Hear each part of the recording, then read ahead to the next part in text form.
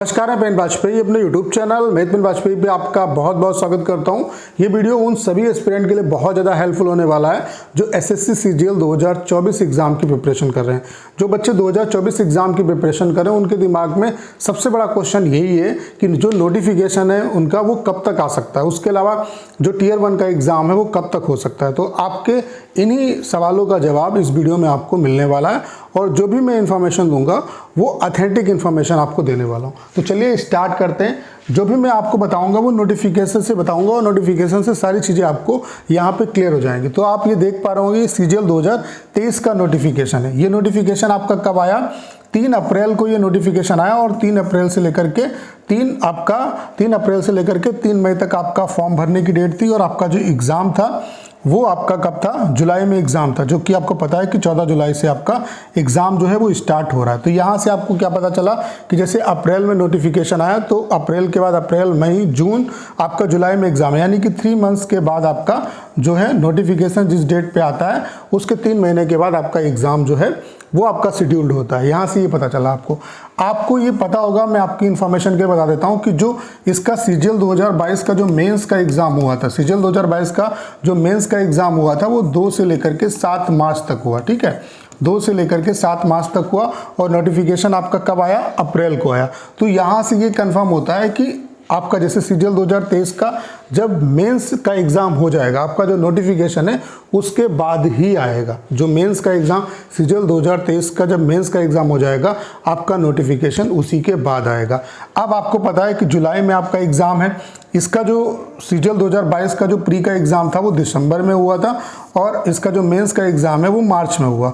तो आप देख सकते हैं दिसंबर के बाद जनवरी, फरवरी, मार्च, यानी कि 3 महीने लगते हैं। तो जुलाई में एग्ज़ाम है, अगस्त, सितंबर, अक्टूबर, यानी कि अक्टूबर, नवंबर में आपका जो है इसका मेंस का एग्ज़ाम हो सकता है सीजीएल 2023 का। यानी कि जो भी आपका नोटिफिकेशन आएगा वो नवंबर में अगर एग्ज़ाम होता है तो दिसंबर में जो है वो आपका नोटिफिकेशन आ सकता है, यानी कि इसके मेंस के एग्ज़ाम के बाद होगा। यानी कि हम कह सकते हैं कि आपका जो नोटिफिकेशन है वो इस साल के लास्ट में यानी कि दिसंबर में आपको देखने को मिल सकता है। जो नोटिफिकेशन है आपका वो दिसंबर मतलब दिसंबर में आपका आने की संभावना है, यानी कि इस साल के लास्ट तक आपका जो नोटिफिकेशन है वो आ सकता है। ये सारी चीज़ें मैं आपको नोटिफिकेशन से बता रहा हूँ कि आपका जब मेंस का एग्ज़ाम हो जाएगा, जैसे कि अक्टूबर नवंबर में एग्ज़ाम हो जाएगा, उसके बाद ही आपका आप देख रहे हो कि 1 महीने के बाद आपका नोटिफिकेशन ये पब्लिश हुआ, ये मेंस का एग्ज़ाम होने के बाद। तो वही दिसंबर लास्ट तक आपका जो है दिसंबर मंथ में जो है वो आपका नोटिफिकेशन आपको देखने को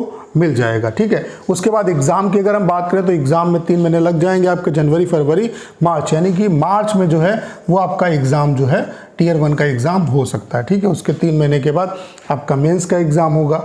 तो इस तरीके से चीज़ें रहेंगी। तो यहाँ से आपको थोड़ा बहुत आइडिया लग गया होगा कि नोटिफिकेशन आपका कब तक आएगा। तो नोटिफिकेशन किस पे डिपेंड करेगा?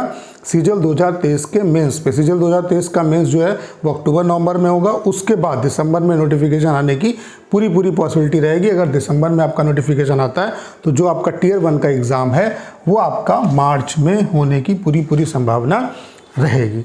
तो उम्मीद करता हूं कि नोटिफिकेशन कब तक आएगा इसके रिगार्डिंग आपको इन्फॉर्मेशन मिल गई होगी। जितने भी बच्चे जो 2024 एग्ज़ाम की प्रिपरेशन कर रहे हैं उनसे बस मैं यही कहना चाहता हूं कि अपनी प्रिपरेशन बहुत अच्छे तरीके से करिए। नोटिफिकेशन तो आपका आ जाएगा, आप प्रिपरेशन इस तरीके से करिए कि आपका सिलेक्शन होना चाहिए। तो इसके लिए कंप्लीट जो मैथ्स है वो इस चैनल पे मैं आपको पढ़ा रहा हूँ। तो मैथ्स के लिए आपको किसी का भी कोर्स खरीदने की ज़रूरत नहीं है।